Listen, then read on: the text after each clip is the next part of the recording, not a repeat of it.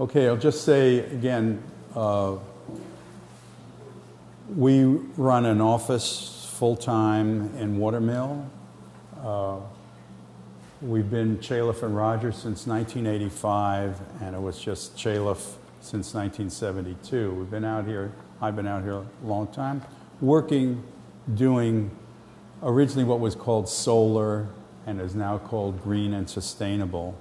Been doing that continuously, hundreds of buildings. So we really have a lot of experience in all aspects of that, particularly residential buildings of that type, and we do our own in-house engineering. We can get really technical with you if you'd like, but just so you know where we come from, what we're about, and that's why I think Carol asked us to run this series. Well, just very briefly to say that we have been, what we see is that people believe, we know that people all want to do the right thing, and we see that because people go out and spend a lot of money, more money than what the default item would be, to buy something that they believe is green, that they're really trying to be part of the solution, not part of the problem. And I salute that. But at the bottom, I think if you take all the 3 sessions together, the overarching theme is that it's not about buying your way out from the dilemma that we're in with different kinds of widgets or technology to get to a better place, to get to the sustainable place. It's really different than that, and that's why we wanted to come and talk to people about how we see it and why and how that's different. But the first session went all the way back to prehistory, and we're picking up now after World War II and running through, because we want you to have a sense of how we got to where we are. So this section is called This Changes Everything, a transition from extractive to cradle-to-cradle, making reference to 2 powerful books. This Changes Everything is the latest book by Ms. Naomi Klein, and writes about how economics and politics are tied to the issue of being green or not being green. It's a really tremendous book, and I can't recommend it highly enough. It's dense, it's not a walk in the park, but if you care about these issues, you want to take a look at that book and at least skim it or read selectively through, but it's nice to really go through the whole book. So she says that we're not the industrial age, not the industrial society, that we are the extractive society, and we'll start there. And what we need to be is the cradle-to-cradle society. Cradle-to-cradle talks, the name is about loops, closing the loops, recycling, and that's why Cradle-to-Cradle. And that book has been out for many years. It's still a good seller, and it's this one is much more readable, and it's by William McDonough, one of the first architects in this country to be working along these lines. And he now he still practices architecture, but he's really running a company that certifies and labels particular products in the marketplace as being cradle-to-cradle. That's his label, so that when you buy those, you can be sure that they're made with local materials that didn't come from a great distance. The materials are safe for the people who work with them and manufacture the product, and safe to use. Those are the largest criteria. They're also efficient, and if efficiency plays into it. So we are at a crisis. We are knee-deep in an extractive society, and let's look at what that is like. So if you are responsible for bringing somebody into the world these days, in our society today, this is what that little creature is going to use or demand or need through its lifetime. All different kinds of minerals, and we have coal, we have salt, we have zinc, petroleum, 72,115 gallons in the lifetime, you know. And these are big numbers, and some materials we know are difficult to use in terms of getting, they're not cradle-to-cradle certified, all right? Let's put it that way. And this is the situation that we're in. This is where we are. Next. Right. So we're going to start and think about, it's sometimes not just the process, but how many people are involved in that process. Here we have somebody who's prospecting for gold. It's one little guy. He's in a pristine environment, and he's panning for gold. When he leaves and he takes his little sluice box that's portable with him, there'll be no evidence that he was here. There'll be no damage to the environment, and he goes his merry way. If he found a couple of nuggets or grains of gold, fine, that's it. But that's not what happens. In 1888, sluices were being used to tear away the fabric of the stream bed and really expose more and more material. And these were vicious, they're very powerful pumps and powerful streams of water. And this is, you know, your natural erosion times 10,000, right?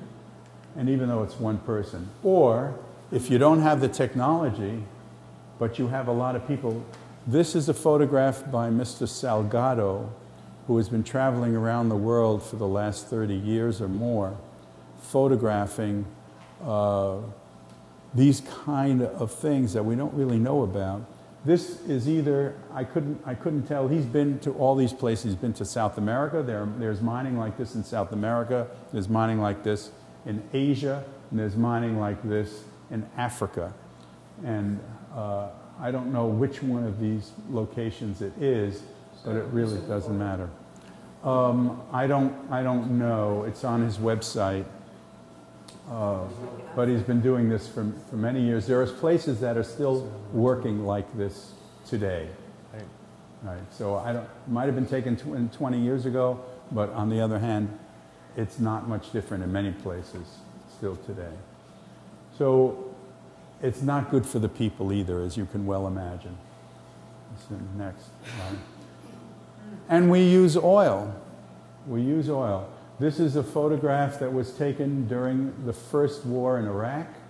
And as you may remember, retreating troops set on fire all their oil wells. And we had crews go in and try and put the fires out. You can see them smoking in the background. Right? And this is just one instance of what can go wrong when you're oil dependent, what happens in that chain.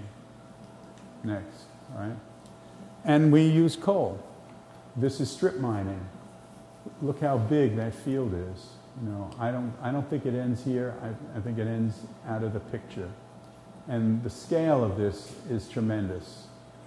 Maybe a mile or more across. We'll take a look at another slide of this kind of operation. And holes going down deep. So this encourages tremendous amount of erosion.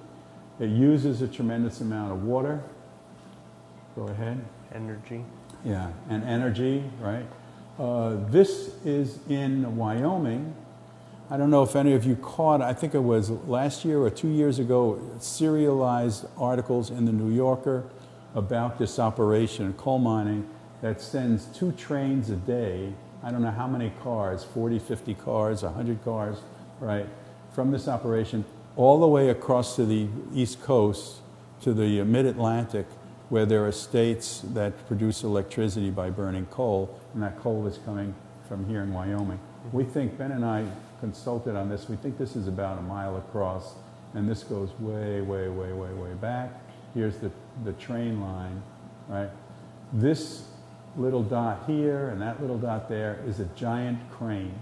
And this tiny little dot right there is about the size of a school bus. It's a truck about the size of a school bus. This is huge, and look what it does to the landscape. All right. Next. All right. So this is where we are with coal now. Less than 10 years ago, we produced 50% of our electricity in the United States with coal, and today that number is now about 40%. To compare where we are with everyone else, in China, where they're about 69% of their electric production is with coal, and Europe is less than 15% on coal, and Brazil, for example, is less than 10%, and there are a few countries that are much less than that, but they're very smaller countries.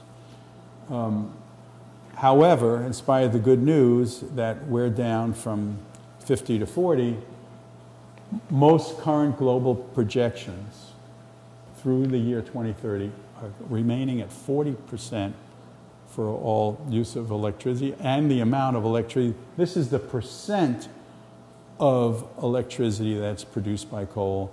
The amount of electricity itself that we will require by 2030 is going up and up and up. It may be 20 or 25% more than what we're using now in 2030. So there will still be more coal, even if the percentage goes down. In real numbers, the amount is going up. So those pictures we just showed you about how coal is mined, there'll be more of that. So we'll continue to see these. This truck carries, I forget how many tons of coal. It's enough, one truckload is good for an average size power plant to burn for 1 day. These tires are 12 feet high. This ceiling is 9 feet high. So it's 3 feet higher than this ceiling is the top of that tire. Right? It's just huge. Everything is really huge. Thanks. Right. So this is Borneo in Indonesia, where you can see that the deforestation as it is more or less today and slightly projected beginning in 1950. It kind of speaks for itself as a pretty obvious graphic here. Borneo, in particular, this part of Indonesia, the amount of lumber deforestation due to just timber has been reduced a lot, but this particular area of the world, it's really known for its palm oil production. So not only is palm oil bad for your body, but that's another implication that it has as well. It's as well as other things, but deforestation continues in other parts of the world for our needs, for the civilized world's needs. This is some slash and burn in Guatemala, all related most likely to cattle production. This is Brazil, which shows just in a 10-year span the amount of increase in heads of cattle per municipality. So it's not like the yellow is nothing. The yellow is well, it could be 0 to 50,000 heads of cattle per municipality, and the dark red areas we're getting into 1 million to 2 million heads of cattle per municipality. So that this is the Amazon basin, as it were, in Brazil, and you can see it's disappearing pretty fast. So is this sustainable? Doesn't seem like it. The lumber industry, logging in this continent is still a huge business. In the Pacific Northwest, northern U.S., and Canada. This is Oregon, and I don't know if it was identified by the lumber company as a partial cut. I don't know who gave it the partial cut terminology. Right, but I don't know. As opposed to clear cutting, right. They've left a couple strands of trees. In California, at least, the redwood is now protected. It can't be used for the native redwoods can't be used for lumber. They are grown for that purpose.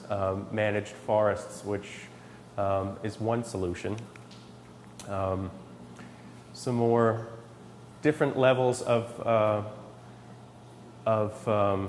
lumber production. This is actually, I think it's staged so that at different years, different trees are taken, and that would be the different colors of green there. They're different ages of tree based on when they've been cut. So it's much better than a clear-cut mentality. It's leaving a good amount of the forest for a good amount of time. And this is monoculture. We're in California, and we're looking at strawberry production in this particular slide. And again, the extent of this just rolls and rolls and rolls, you know, on for acres and acres and acres.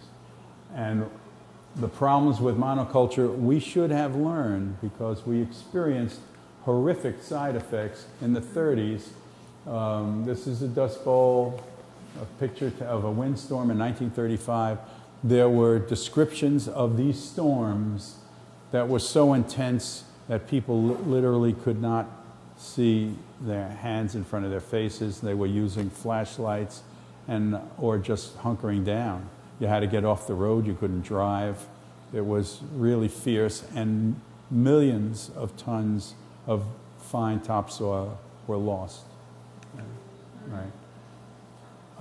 At that time, the Roosevelt administration did promote to the agricultural community the use of contour plowing to minimize erosion by not so much wind in this case, but by water, rain. But it's not quite as easy or efficient to handle your, if you're agribusiness, if you're a big farm, then you want to get 20 tractors all lined up and going straight. Yeah. To navigate. You don't do this if you're a big farm. Right, it's a really big farm. Right. Next. This is intercropping. Instead of monoculture, you're planting different kinds of crops next to each other. This is to maintain the health of the soil and improve the health of the soil, because monoculture just destroys the health of the soil. And here it is on a larger scale. It can be done. This gentleman is Henry David Thoreau. Around the 1880s, we had people, mostly in the literary circles, the so-called intelligentsia of the New England, the Boston through D.C. corridor, and then on the West Coast as well, become interested in understanding what kind of impact the growing population and the expansion pressure in the United States was having on the natural environment. And there were lots of progressive changes that came about. And Henry wrote, as we all know, Walden, which was a very powerful book and drew a lot of support. But he was in a circle with many other people who, thinking the same thing. So this is Walden. That's his little cabin that he writes about. And this is Walden Pond. The cabin was over here, and his bean field that he writes about was over there. In the 50s, we had Helen and Scott Nearing up in New England with their Back to the Land movement. And this was, again, had great impact on younger people in the late 50s and the early 60s. They were up there till their 80s. They were living just by themselves, very simply, in this house, and actually created and, quote, helped invent the solar greenhouse, which we see here and there. Wonderful couple. Their book is known as Living the Good Life, and it's sold continuously up through the 80s and 90s. It may still be in print today. I don't know. I didn't check. Right. And I hope many of you know about a Sand County Almanac written by Aldo Leopold. I was fortunate enough to be able to go to the site of his cabin. There's the cabin's no longer there. It's a recreation, it's a preserve with an interpretive center. a building about this size that describes his life and the region, the ecology of the region. And he again promoted thinking about our impact on the environment. And again, it's how we live. It's not just our buildings, it's what we do. Right. Oh. And I love this particular quote. A thing is right when it tends to preserve the integrity, stability, and beauty of the biotic community. And it is wrong when it tends otherwise. It's not so hard to think about your environment to know exactly what to do. The more you learn about it, sure, the better equipped you are to make decisions, but it's usually not complicated. At this point, you know, in the 50s, we also had Rachel Carson publish her book, and again, that shook the world. It shook the corporate world. Next, all right? So when we build, we try and learn from nature if we're going to build in a green fashion. This diagram is the best diagram I could find, but it's not exactly what we do. It still shows, even though this is cyclical in a way, it still runs in a linear fashion. And what we really try and do, because the reason we have the crummy built environment that we experience is because it's produced, it's about the process that delivers that built environment to you. That process is briefly linear and fragmented. So if somebody is going to build something somewhere, they would be the developer or the builder or the owner. They would have the idea about what they're going to build on that particular site. They make that decision. Then they may look for an architect or a planner, and they will instruct the architect or the planner to build a museum or a house or a bank or a laundry or whatever it is. And at that point, they don't want to hear from us about, don't you think there are some alternative building types or different functionality that might be more appropriate to put in that particular place? They don't want to hear that. They've had the right. They own the property. It's their right to make the call. So that happens, and we design whatever it is we're told to design, and then we ship out to various, quote, experts or engineers, somebody taking care of the structure, somebody taking care of the lighting and the power plant, somebody taking care of communications, somebody taking care of acoustics, somebody taking care of the heating and cooling, somebody taking care of the other plumbing, right?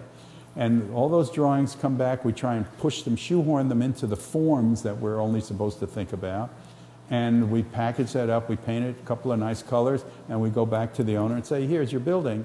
And then the builder, after spending a year on that, we send the drawings out to a contractor, and the contractor has 3 weeks to put together a bid from a very complex set of documents, usually hundreds of, for a building like this, could be 100 sheets of drawings, plus a book of maybe 200 or 300 pages of specifications. He's got 3 weeks to understand all of that and ship it out to his subs, the plumber, the mechanical contractor, the painter, everybody else, and get number together and hand it to the owner. That's the linear fragmented process. It's amazing we get anything done at all, and it's amazing that they work as well as they work. But we're trying to do things differently now. We get everybody who can contribute some good thinking about what the building should be, where it would best be, what its size is, and what its various qualities are. Get them together in the room all at once, right up front, and say to the developer, to the owner of the property, you know, I know this is zoned for such and such. We have about 4 options of what we can do here. It could be a hotel, it could be a library, it could be a house, an apartment house, whatever it is. And run through together with everybody's input about what would be the best building, and work collectively, collaboratively, and not have issues, so that we don't think about what happens when you flush the toilet, you know, and the impact. If we have a presentation room, there are ways to design that. Though the plumber should have told the architect, you know, that's the one place on that one toilet where you better put a cast iron, instead of plastic, put a cast iron drain pipe. You know? So this is the kind of interactive, collaborative process that leads to a better building. So it's not just a matter of looking and saying, let's buy the green wallpaper, let's use the green paint, let's use the green light fixture. It's a matter of understanding how these things interact with each other and getting the best information from the experts in their relative fields. Next. The best model is nature, and nature has all kinds of closed cycles. And depending on what your perspective is, you can make up diagrams like this all day. This is for predator-plague cycle, right? Next. Right. Or the soil-food web. Next. Right. The nitrogen cycle. These are things we know about here in this room, right? The carbon cycle. This is the so-called local carbon cycle, and I don't know exactly how it differs from the next slide, which is the global carbon cycle, except that this tells us in numbers what the gigatons of carbon are that are going into various places, into the atmosphere. So here we have 6 gigatons of carbon per year going into the atmosphere from the use of fossil fuels, cement, land use, and land use change, right? So sorry, that's all right. I'm ready for the next one. The next most important lesson that nature has to tell us is diversity. If you have an ecosystem that exists in any particular location for a period of time, and you're privileged enough to be able to visit that ecosystem in that location and see how it changes over time. And I know Carol could tell us his experience with this building and what's happened out with the pond and everything else. The number and different kinds of species that are found here are constantly increasing. Is that right? Okay.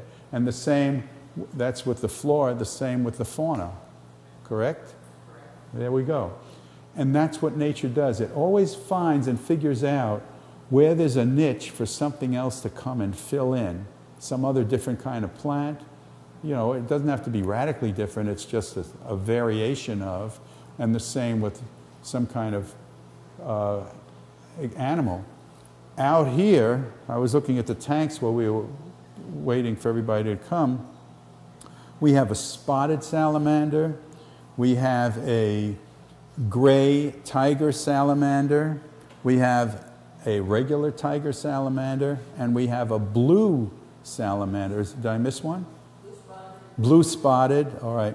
So all these variations on the salamander out on the east end of Long Island. And I think that if we would provide and be sure that they have adequate and appropriate habitat, that there would be then a yellow something salamander in another 50 years or 100 years or something like that, that these things, and this is what Darwin was showing us when he went to the Galapagos. So diversity is an indicator, like the canary in the coal mine, of a healthy ecosystem. The more diversity you have, the healthier that system is. And that's a fundamental principle of nature, and it should be also true of the built environment. Lewis Mumford, writing at the turn of the century and forward, his first book he wrote when he was 18 years old is published. It was about Herman Melville, and then he careened off and wrote about architecture. He wrote his fundamental book, which is still in print and recommended to all architectural students, is Sticks and Stones by Lewis Mumford, describing the history of, again, primitive buildings up through contemporary buildings and the relationship with our culture and our environment. Next. He wrote tremendous books. These are the titles of his books, and we found that there was a typo here, but I didn't create the slide, I just lifted it. Techniques in Civilization, Techniques in Human Development. This was a trilogy, part of a trilogy, The City in History, Pentagon of Power. He's published over 50 books in his lifetime, and they're all very exciting and interesting to read, and covers society in a very broad fashion because he was a generalist and because he understood about integration and how when you do something over here like this, it affects something down here over there, like that. Lewis Mumford, together with Clarence Stein and Henry Wright, founded in 1923 the Regional Planning Association. So there was a generalist, all of them. Clarence Stein was an architect, and Henry Wright was an architect and planner. And they decided to look at the entire metropolitan region and move ahead in an integrated fashion and do something that was sensible rather than, again, every little landowner owning every little tiny piece, deciding what was best for everyone else on their piece of property. Seems crazy to me, but that's the way it works. And another giant in the field at that time, just before the turn of the last century, was Frederick Law Olmsted, who in his mid-40s had cast about and had floundered and tried a whole bunch of different professions and not really gotten anywhere.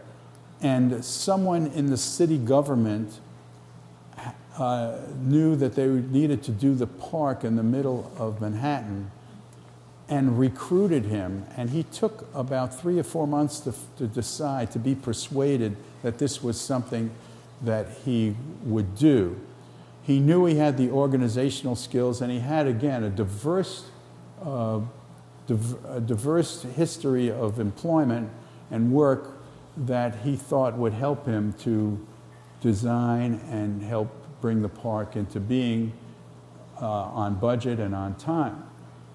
And that launched, as we know, a powerful career where he did parks all throughout the United States. Prospect Park and Central Park being the biggest ones in New York City area, but Boston, the Boston Common, and out in the Midwest in Chicago, worked in San Francisco, and teamed up with Calvert Vaux was his partner for many years, who helped him with some of the technical issues, but also he worked strongly with Henry Hobson Richardson in the Boston area, who was precursor to Louis Sullivan, who was precursor to Frank Lloyd Wright. So all these fellows knew about each other and were working together, but dramatic impact on the health of the city. The driving force behind this is that if you live in a city, you need the unbuilt environment to regenerate your psychological well-being. Hand it off to Ben now. Right, an oasis, as it were, and especially in the beginning and middle of the beginning of the industrial age, New York City. Actually, there's an older map here. There were still parts of Manhattan that were undeveloped, but it was happening very fast. And this parcel, I think originally it was 778 acres or something during the planning stage. It's now 843 acres, I believe, Central Park. It contained different aspects of the I wouldn't call it utopian, but the movement at the time, which was, an oasis in the urban environment, a place to get away from it all, not so much integrated into the city fabric as in other cities had done, but one large central gathering place, which they also sort of had a utopian ideal at the time socially. A park like this would be a place where everyone from the city had to go, so therefore different classes are mingling with each other and different classes are getting to understand each other. It wasn't just purely for rest and relaxation. It had all kinds of purpose. They designed it in several different styles, integrated at the least. There was the more pastoral English style landscaping, especially in the southern part of the park. And then as you got more north, the ramble here around the lake, which was more in the picturesque style, which not a huge difference, but the picturesque is much more rugged, and you know, it was a contrast of built environment and natural environment together, whereas the pastoral always involved people, especially the working class. So that's where the larger gathering spaces and lawns in this region. But let's see, the reservoir, which is still more or less, this is much more relatively current aerial photo. So the reservoir is still there in its same form. The lake is still there in its same form, but the lawn here is actually filled in, I believe, from, this is newer plan, from the reservoir, another reservoir that was there in the 30s, they filled it in. But just a couple interesting, well, an oasis in the city. The perimeter was designed and planted much more densely than the rest of the park to aid in that interest of it. You know, you couldn't see what was behind the planted wall. You wanted to go in there and see what was behind those trees, create excitement. All different forms. The buildings always took less importance than the natural features, but nonetheless there were many buildings that Olmsted designed for the park as well. The mall here is the most formal part of it, but you have that formality, and it fades away into, you know, complete informality. Let's see, a couple interesting things. I think they cleared, well, they removed, what was it, 4 million tons, I believe, of soil and rock, parts of which went to Liberty Island and to Governor's Island, because it is an enormous area that they were completely manipulating, at least the center parts, completely manipulating the contours and the land. This part here, all the way up in the northwest corner, maintained a good amount of the existing contour, but they had a lot of blasting to do with this the bedrock that Manhattan is. They had an enormous amount of dynamite blasting to do to create some of these places. What are we on to now? Olmsted, you want to talk about Muir? Yeah. John Muir from California was one of the big movers for the national parks, of course. Had a tremendously strong relationship with Teddy Roosevelt, and I don't know if you caught in the last couple of months the public television, this series, the film by Ken Burns about the national parks. If it hadn't been for John Muir, we wouldn't have the park system as we know it. And Lincoln was the first president to set aside and reserve parkland for the country, but Teddy Roosevelt did a tremendous amount, and every president since has added to that. But Muir was the driving force, and again, went to Congress, went wherever he could in the state of California, had its own park system, lobbied the state of California with the concept that you need these places for our well-being. Mm-hmm. They're not just pretty, and they don't just help with drainage and so forth and so on, and protect minerals and whatever, but the flora and fauna that can flourish there, and the vistas, just being out there is necessary for us to have if we're living certainly purely an urban life. Next, right.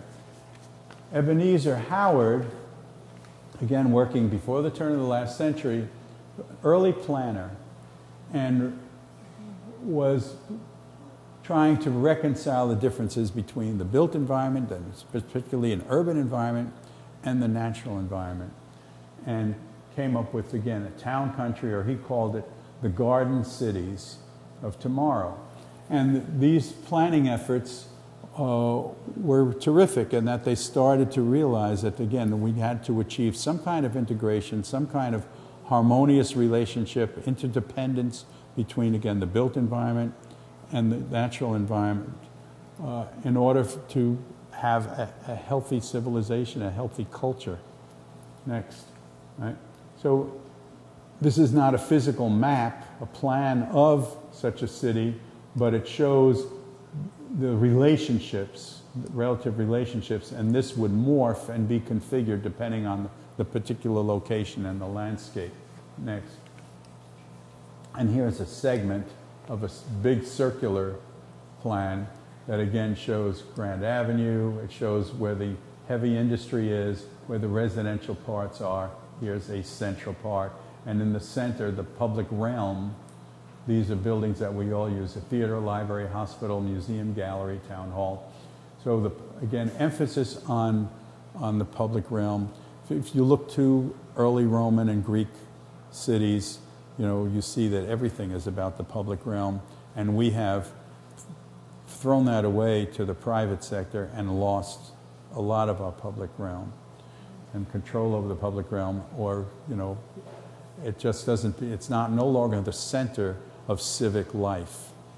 Right, but this was a lot of... You're right, Forest Hill Gardens, right after this, right. And the Russell Sage Foundation in 1909 purchased this land in Queens, in New York City, in the county of Queens, and wanted to do something that, again, would reflect these understandings about the garden city and the integration of the public realm and proper and appropriate scale and plant material, and created this foundation and hired our local celebrated historic architect Grosvenor Atterbury in Southampton to do a lot of the planning together with our friend that we've just talked about, Frederick Law Olmsted. And this is what they came up with next. This is, here's the downtown section. This is the train station they knew. And today, when we hit at the end of this session, the new urbanists, they talk about transit-oriented development, TOD, and that's what this is. They knew that the place to buy the land was around a railroad station. So the automobiles, as Lewis Mumford was to say in that other quote, forget about the damn automobile. Let's build places for people, right? So this was romantic. It was all Gothic. The design theme was throughout the entire area. All this is intact for you to go visit and see today, and commands a tremendous price in the real estate market. All of this has held its value has escalated. Mm-hmm. And again, because of the concepts, the philosophical foundations of this was very sound. So unlike other things that we've done in the cities that have a life of maybe 30 years, and then we find out they don't work and we tear them down, they don't exist anymore, this exists. These are little houses designed by Atterbury, and they're still maintained, they still hold their own in the real estate market. Again, they're charming, they're romantic.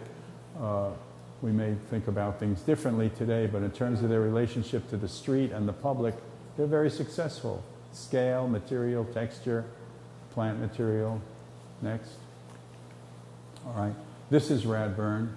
This is a planned city, a little larger scale than Forest Hills. This is in New Jersey. And there was a lot of focus on transportation. We're not by any railroad station here. We're automobile dependent, but nonetheless there's separation between all the automobile rights of ways and the pedestrian rights of ways worked along in the green.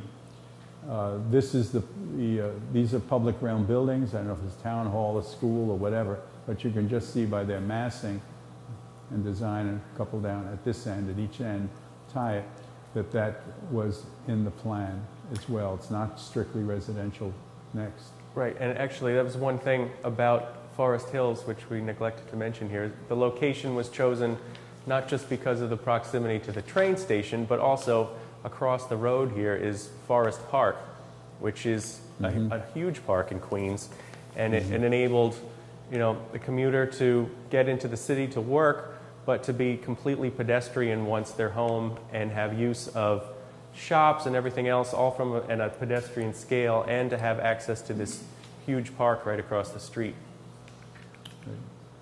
Sorry about that. No, that's important. That's important. And again, here the park is integrated into the scheme. In these sections, you can see the pedestrian pathways. And this is before the landscape grew up. Next. And here we have landscape. And this is the connecting of the east and west sections, of the north and south sections, through this one tunnel and the vehicular bridge over the top, but perfectly inviting. Mr. Le Corbusier from Paris, designing the new city for the new man, came up with this scheme. We're talking about now 2 dead ends that didn't go anywhere. And we can discuss it, maybe the question and answer period, about why didn't they go anywhere.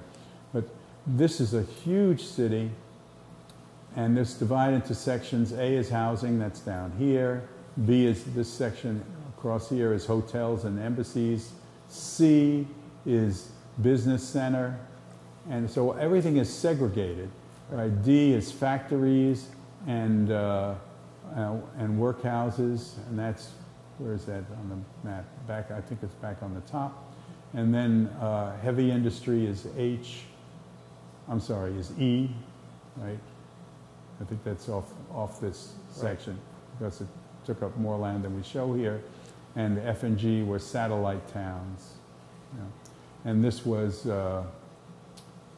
these were huge, huge residences, tower blocks. This little stuff, these little scale here, when I'm showing you, what I'm outlining now, one little block, that is not a residential lot. That is this.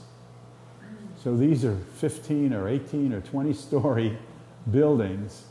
The scale of this was just forbidding, you know. It was just horrendous. When we built Pruitt-Igoe in Chicago, it was like this, and we realized, you know, we had to tear it down. This is what it was, you know? Which was essentially, it wasn't for necessarily a redesign of Paris, but he had based his concept on what that would be if they were starting from scratch in Paris again. So it was that scale of a city. It was housing and it was work for millions and millions of people, but the scheme was flawed for sure. Yeah. His intention was to have everybody living in a park. It looked like you had this building in a park setting, but that's not really how it worked and why. And well, we can get into that later. But anyway, a dead end next, right? And those are those high rise. If these are 18 stories or 20 stories here, then what are these? Right, 100 story. Okay, right. But you're in a park setting. And my friend, we refer to him in the office always as Uncle Frank Wood, right? Who, in one lifespan, he was born in 1869, 4 years after the Civil War, and died in 1959, April 1959, having ridden on a jet plane, right? He was in 69, Wright brothers in 1903. He was on a jet plane and went to the Soviet Union to see, quote, the new world, the new man, right? That's his life, had that kind of span right at that time on the calendar, and it was amazing. During the 30s, when nobody had work, even Uncle Frank, almost 10 years without any kind of commission, he had his school, his Taliesin school, and he had students who worked the farm for him, and he was teaching them architecture and design, create this big model of broad acre city, his concept of what planning should be. I think it was pretty much a vehicle for him to work on the different housing types. These are all his Usonia houses over here. Everybody had an acre. Every house was to have an acre, hence the name broad acre city. And this grid was supposed to morph or respond to the physical place. Like, so up here in this corner, you know, we see the different contours, but the grid actually goes through. Here's the stream, you know, but the roads don't follow this.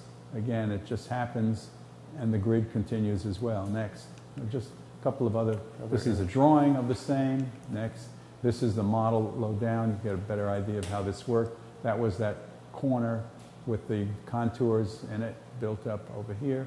And random, in just a totally random fashion, as far as I can tell, studying it very closely, there might be a factory here or there. It was just, there didn't seem to be any cohesive idea about why and where different uses would be located. Next.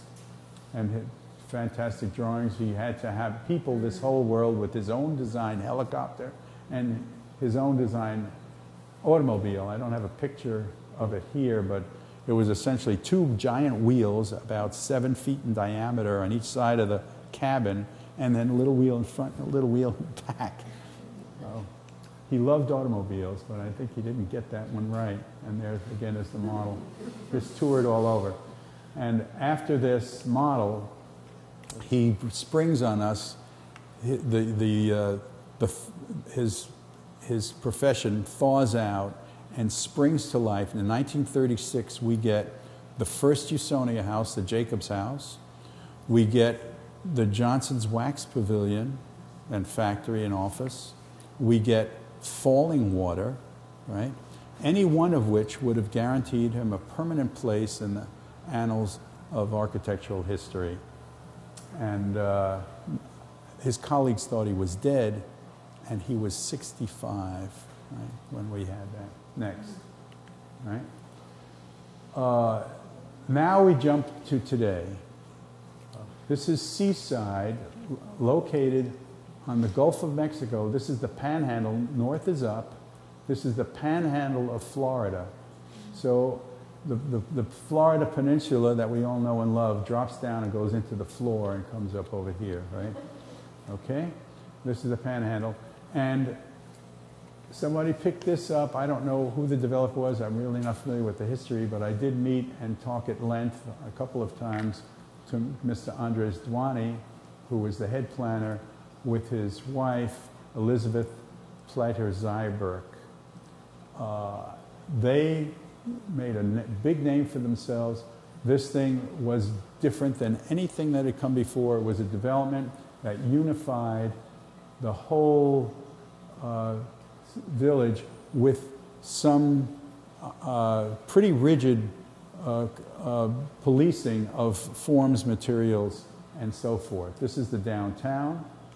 Next. And again, pedestrian-centered, mixed use. There were residential areas, but there is a public realm. Let's go next.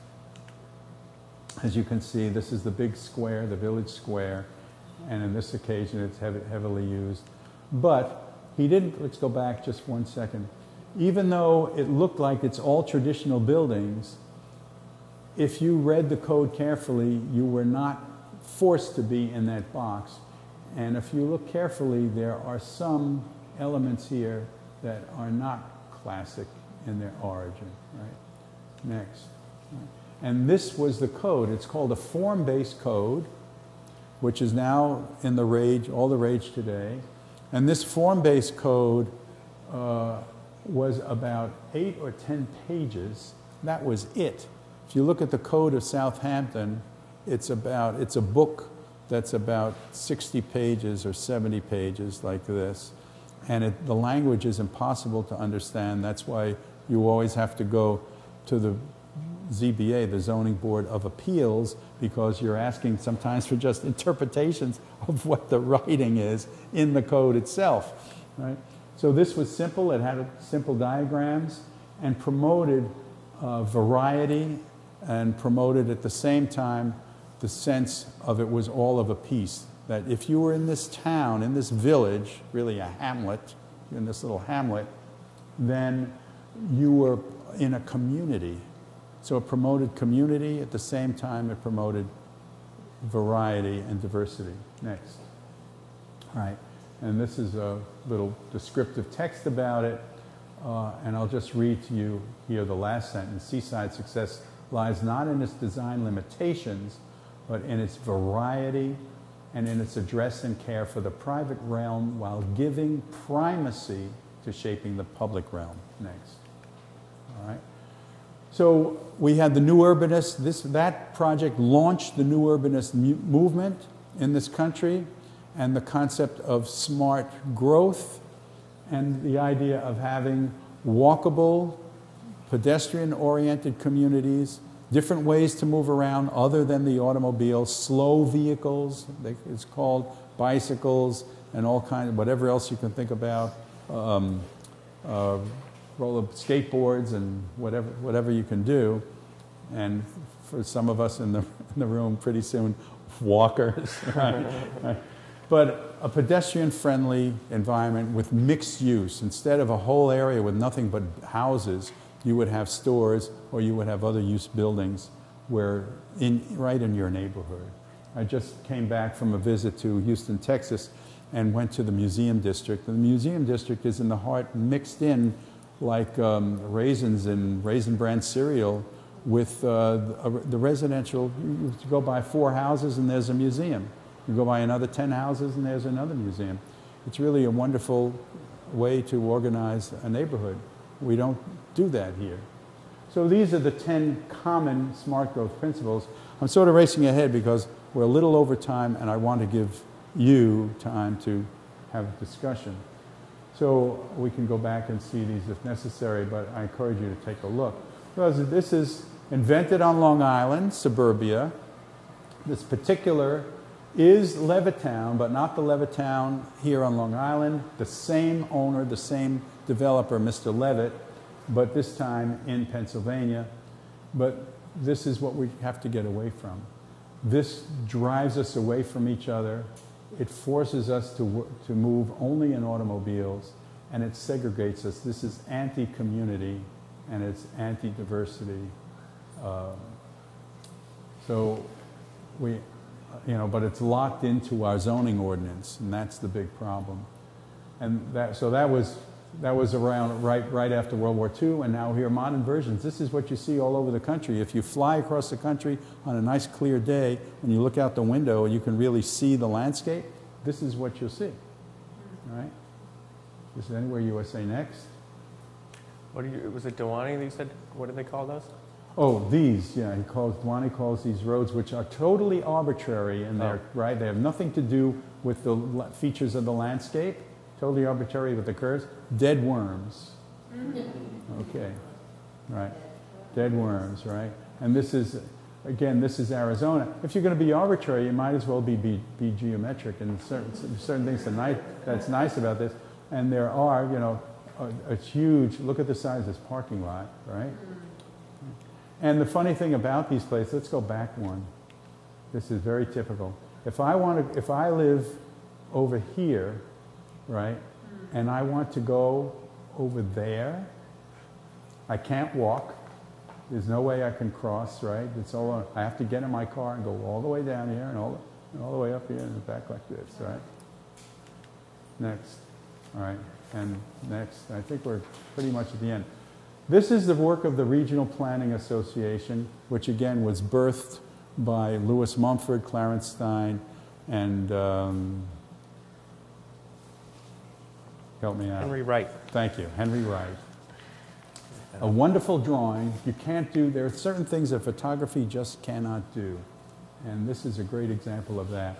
We are a gull flying over, let's say, Fisher's Island. Well, there is Fisher's Island. We're flying out past the end of Montauk Point and looking back to New York City. There's Connecticut on our right.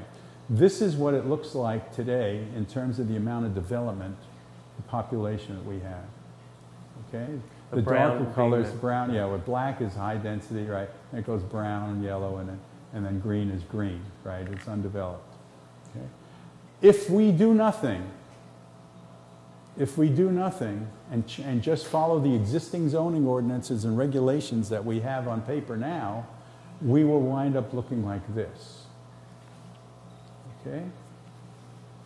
But the RPA says, next, there are other things we can do. We have a choice. If we continue to use smart growth principles and restrict development to villages and hamlets and regenerate the landscape to become a vital part of the village and hamlet because it complements what we do and it's necessary for what we do in terms of just food production alone. Revitalize, 40 years ago when I came out to this area, we were 15% resort and we were 85% maritime and agricultural. Now those numbers have exactly flipped. And we're building on the best agricultural soils in the world. We need to change that around. So here are little dense, these are black dots, tiny little hamlets and villages, but in a true green landscape. These both represent the exact same amount of population, and the expanded population that was in the other slide. Flip back again. So, right? So that's our choice. Next. And we can, do something like this. You'll find this in Europe. Next. We have a bunch we'll go through quickly. This is near Frankfurt, Germany, a managed landscape. I don't like the phrase open space. Open space means two things, the way I see it. One is that we have no idea what's really going on there. That there's no functionality we care about, or there's none that we know of, right? And number two is we're not responsible for it. If we have a managed landscape, there is clear functionality, just the way we're so fanatic about this little building here. It's in a certain zone, so it can only be a multi-story residence. It can't be anything else, and it can't have a store in it, and there's no school allowed, and there's no museum allowed. So we care very much about what goes on in terms of the zoning that we create for the built environment, but for the unbuilt environment, nothing. Again, we have no responsibility for it, and we don't have any concern or knowledge or understanding or caring about what happens there. Here we have, obviously, a working landscape for food production, and then we have reserve areas and recreational areas. There are different parts of the landscape that have different uses. But the hamlets and the villages are clear. It's not the suburban landscape. Isn't that beautiful, right? I don't know. It's in Europe. That's all I can tell you. Next. All right. This I know is Chester in York, England, and no automobiles. Life takes place on foot. And there are obviously residences here, but commercial uses, and retail plus stores and plus offices and so forth. All gemütlich. Right? Next. And again, just the landscape, managed landscape. Next. And again, village in somewhere in Europe. I'm sorry, I can't tell you where. And this is what we have to do. The built environment is the armature for the social landscape.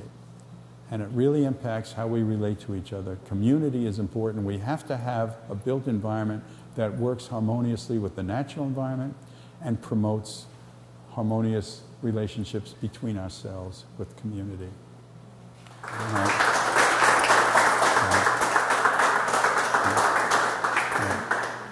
Thank you for coming.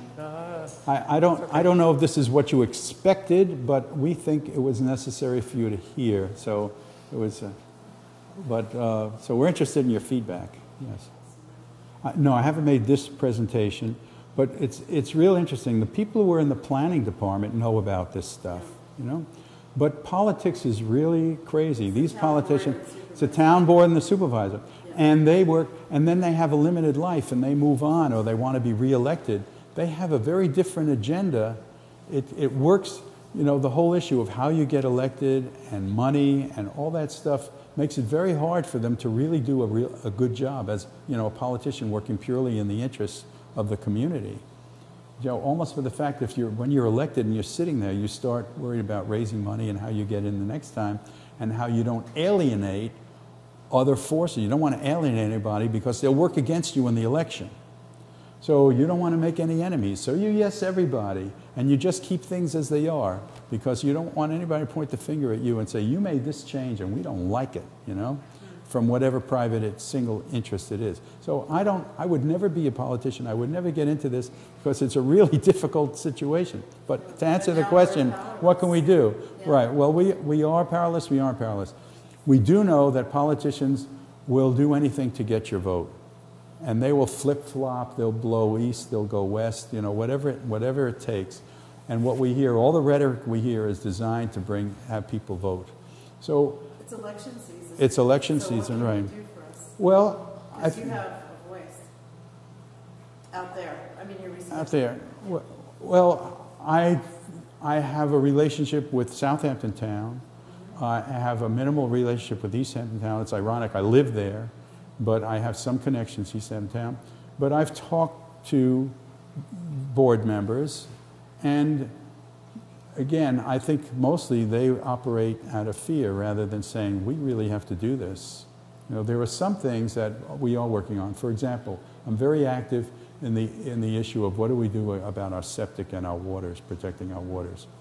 And you know, it's a word that nobody would say out here. There are certain things that are anathemas. I can give you 3 words right off the top. And if you say them, you'll never get elected and nobody will ever listen to you about anything. Sewers, sidewalks, and elevators. But that's what Bellone is now focused on sewers. Correct. Yeah. And we have to. We have to do that. And what that enables us to do was uncouple our settlement pattern from the physical requirements of the individual sewer system, which is what we have now. We have this suburban pattern largely because you have to have a diffuse way of getting rid of our waste. If you go and look at the map that the county issued that describes all of eastern Long Island, it divides everything into 2 areas. Areas that are good to absorb 300 gallons per day per acre of waste, and areas that are good to absorb 600 gallons per acre per day of waste. So we have a diffuse settlement pattern. We have suburbia. Once we couple to a sewer, then we collect all this stuff and then we can treat it, number one, and we can give it the latest technology, but we have to be able to do that, and then we can increase the density of the hamlets and the villages. Right. That was the 4th word, density, right? And I know if I'm lynched, I know I will be lynched, but I'll know if that would be the one that does it, right? And it's density. Density, it sounds crazy, but density is the way out. I'm not talking about, see, we're talking about too many people out here, whatever that means. We have to look at carrying capacity. Carrying capacity is a function of the different technologies. For example, if we have an unsewered region, carrying capacity is one thing. If we have a sewered region, it's another thing. But I'm not talking about the total number of people out here. I'm talking about their pattern of settlement. Instead of a diffuse pattern all over, I want dense places, and I want a managed landscape in between those places, which we can all enjoy for recreation and so forth, and food production, and a whole bunch of other uses. Well, I will. I serve on the Housing Authority Board for the town of Southampton. So I do have access, and I promise you, I don't mince my words, and I continue to bang on these doors and try and get people to understand. I'll be happy to make various presentations or whatever, but I think if we're to prevent this whole area, the whole east end of Long Island, from turning into some horrendous whatever, I mean, we're already, I don't know if we're over the tipping point already, if we can come back. I really worry about that. But I'd sure like to try. I'd like to get some other tools in the toolbox. We have to change the zoning maps. And a couple of other places on Long Island too. You know, there's an institution called the Vision Long Island, based around Huntington. And they've been very active in promoting these concepts throughout Long Island. And they finally have the ear of a lot of the supervisors and the governments. I mean, these people are not stupid. Certainly Anna is not stupid at all, but, you know, but on the other hand, they're looking at their political life, and that takes priority, again, unfortunately, over our best interests. Gordian. Sustainable community here and a resilient community, we need to make sure that we figure out a way to grow our food more or less in the area we live in, to get our water from the area we live in, which we do here, to get our energy from the area we live in, and to dispose of our waste product, waste stream, if we have any, which we shouldn't really, Cradle-to-Cradle.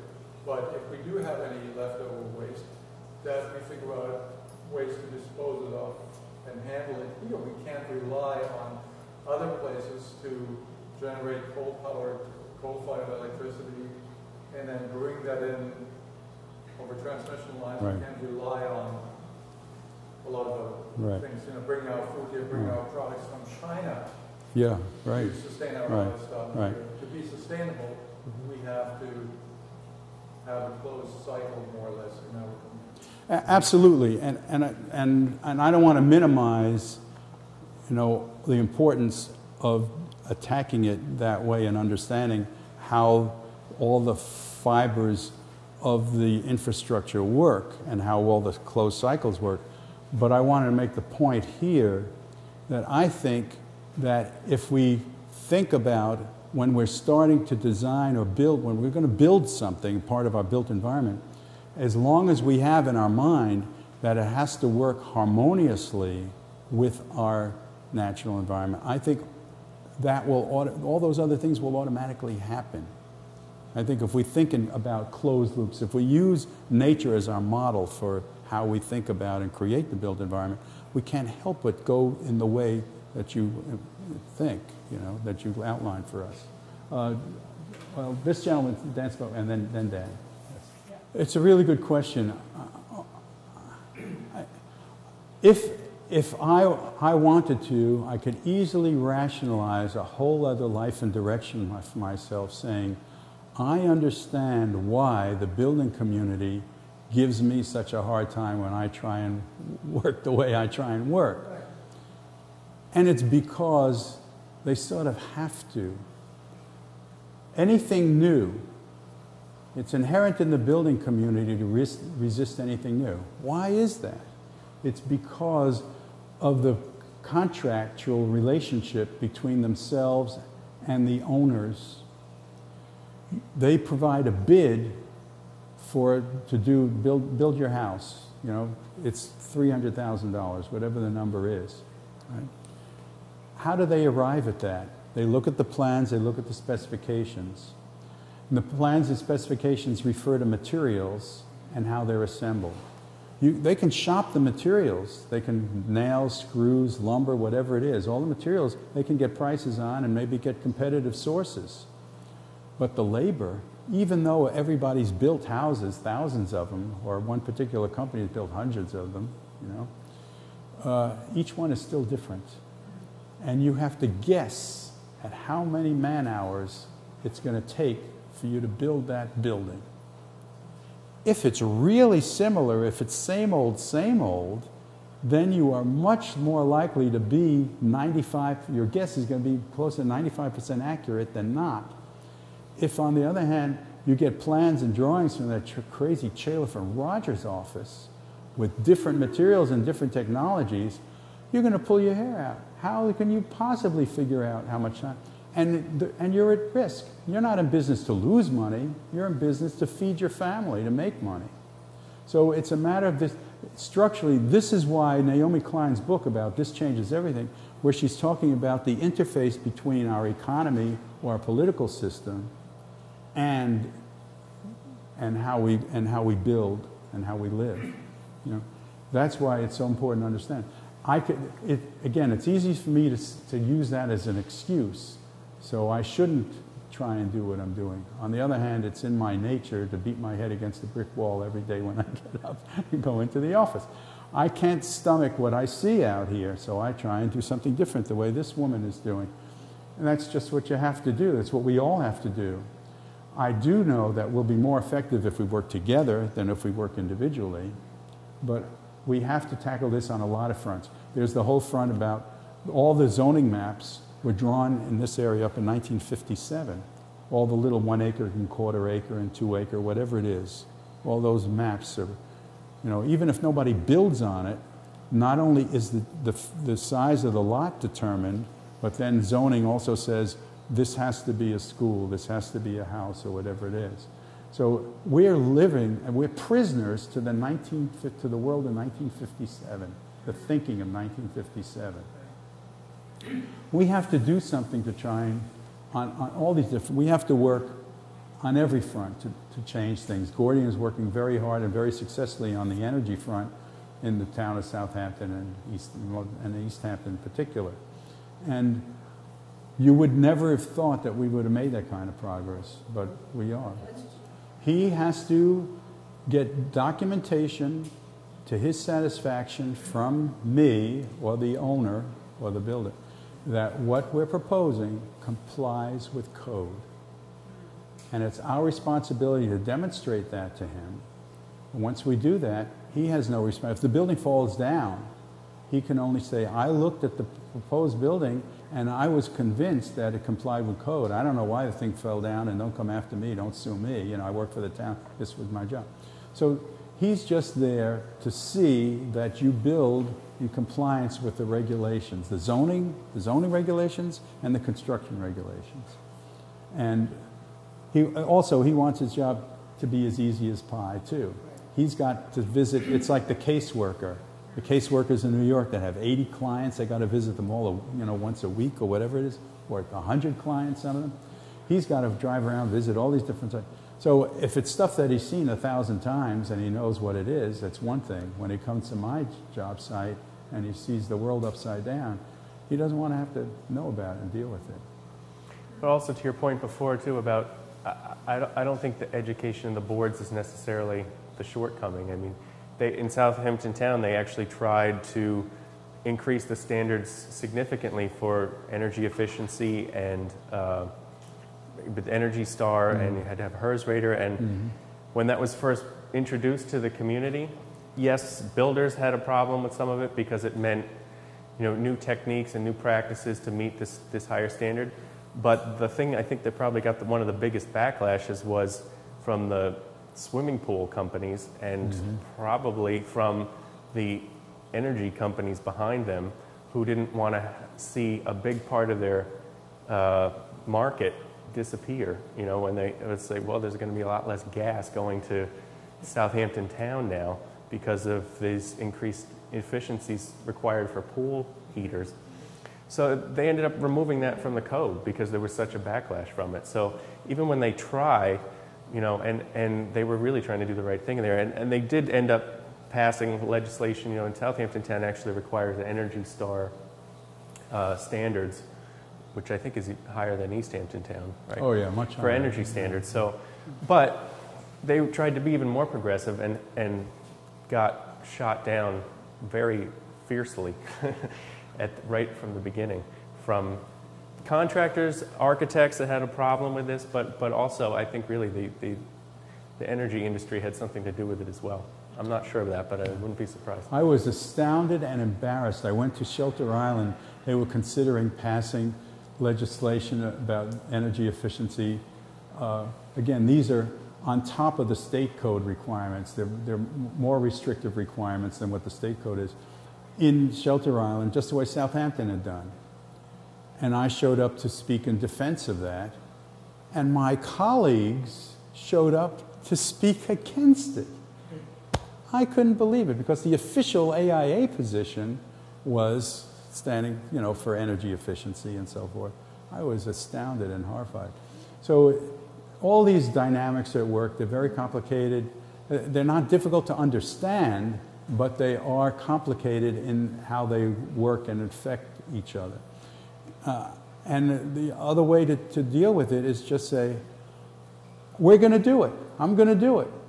And just jump in and do what you can. Find a way for you. I mean, I said before, it's better, we'll be more effective if we work together.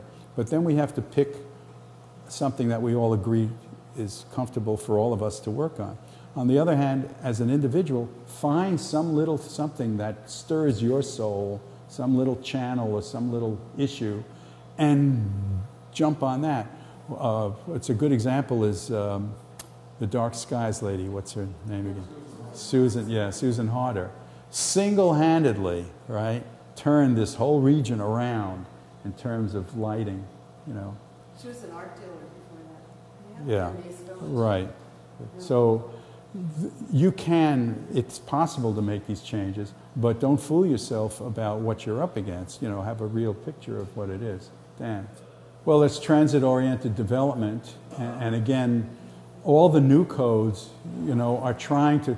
We're looking at reworking codes, but even when we rework them, there's still the physical reality that the lots are all mapped and plotted out the way they are. And there's enormous inertia on many levels. There's the physical reality of how the land is already mapped, the amount of capital that's in the built environment, and buildings go up all the time. In the town, you know, in East Hampton Town, the courthouse, the new, you know, it's a nightmare. It should never have been built, and it was built in the wrong place, and there's a long list of why it's not good. But now, what does it represent? $2, $3, $4 million worth of building. And it's still standing by itself, miraculously. And so nobody's going to go and pay money to take it down and put that stuff in the landfill, right? So, you know, so there's inertia there. And then there's social and cultural inertia, you know. I'm used to that. You know, this is the way it is. I understand how it works now. It took me my whole life to figure out as much about the system as I finally understand. And if they change it, I'm going to be in the dark ages again. You know, there are so many reasons that you have that inertia. But we have to fight it. We're up against the wall. We have our water, our drinking water is threatened. You know, this area now switched from agricultural maritime base to resort-based. What's going to happen to our economy when we have more incidents of medical sewage and other stuff like that coming up on the beaches? The $50 million estate is going to be worth nothing. You know, people are going to flee the area, they're going to sell, the values are going to plummet, we're all going to be in a hole. We really have to preserve our environment. We really have to make these changes. So it's not easy. Well, Atterbury had a practice in New York City as well. He split his time. And the connections culturally to this area, to New York City, have a long, long history. So all, you know, again, wealthy people who are out here also have lives back in the city and back forth. So I would guess that Olmsted and Vaux would go someplace that was in reach of New York, which this is, obviously. And if they could influence some thinking and make some changes, it would be an attractive project, you know. It's not, if they went the other way, if they went to, I don't know, parts of Ohio or something, same distance or whatever, nothing would happen. It wouldn't have any impact. But things that happen here impact culturally what happens in New York.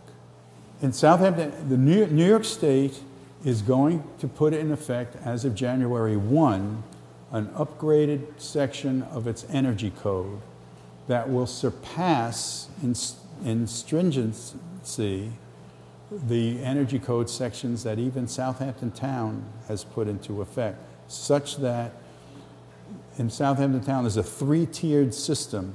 The bigger house that you do, the more energy efficient it has to be. And the two lower categories, the smaller houses, ironically, will not comply with the new regulations as I know about them to be coming January. That's the state code. The state that's imposed. Now, each township, it's at their option to adopt the state construction code. If they do not adopt the state construction code, then they have to write their own, which is a big expense. So most places adopt the state code. And since we already had a history of living with having previously adopted it, and then thereby every new edition amending that and continuing with it, I doubt that they'll do otherwise. No, I mean, old buildings have always been grandfathered in. The code is continuously ratcheting up in its structural requirements and its energy requirements. It's continuously ratcheting up. The energy requirements went into effect in April 1, 1977. But older buildings that were built previous don't have to go around and re-insulate and so forth. So if you have an older building, don't worry, it won't affect you. Any other questions? Any other comments about these issues? I'm really pleased with the perceptiveness exhibited here with some of the points that were being made and thrown on the floor. But I remain optimistic. I think, in Gordian sets a great example for what can be done. Susan Harder in that smaller arena, and I'm sure you've been trying to get things done. You can point to victories, I'm sure. The irony is that the PDD could be used as a tool to escape from being prisoner of the 57 zoning ordinance. So it really depends. It's like any tool. Inherently, it's neither good nor bad. Depends on how you use it. And I think, I hope that we don't see the abolition of the PDD, because I think it's one of the few tools that we have where we can institute some progressive changes that are well needed. No, I'm not. I think that they're just trying to catch their breath there and figure out what to do. Again, I will go on record. I have gone on record. I'll go on record. I'll do it again right now. I am for increasing the density of the villages and the hamlets, because it relieves the pressure on the spaces in between the villages and the hamlets. I'm not saying I'm for increasing the gross population of the region. I'm looking to redistribute it in a different way that I think will build healthier communities and a healthier landscape. So if that moratorium, if they use it, the moratorium is a time to sit back and reflect and think about it and regroup. Well, it does do things. It has a tremendous environmental impact. Because when you build a really big, I don't know about people in this room, but I can pretty much take care of my house by myself. I can mow the lawn, I can do what I need to do. Those big houses, you can't. So you put into motion an army of service people. And now we don't allow them to live in our communities, which is horrendous. So we have what we have, and we don't have, again, the distribution pattern, the settlement pattern precludes cost-effective public transportation. So we're forced to use automobiles and trucks, and we demand that the service army come and service us, and they have to do so with automobiles and trucks. Yeah, the trade parade. Yeah. No. So we complain about the traffic, but it's inherent in our lifestyle. Particularly the second home people. Oh, here's a big number for you that I would love to do something about. Southampton Town and East Hampton Town. The total combined housing stock of this whole region, 60% are second homes. 60%. Shelter Island, 90%. how does that work in terms of diversity? How does that work in terms of making a healthy community? It doesn't. It works against that. So there are a lot of difficulties, a lot of problems you can see, and just the interconnectedness. On the other hand, all of those represent opportunities for change. Pick one place and shift it over from hurting us to helping us, and that would be a really great thing if everybody did that. Ben, do you have any last words? Just thank you. Thank you all for coming.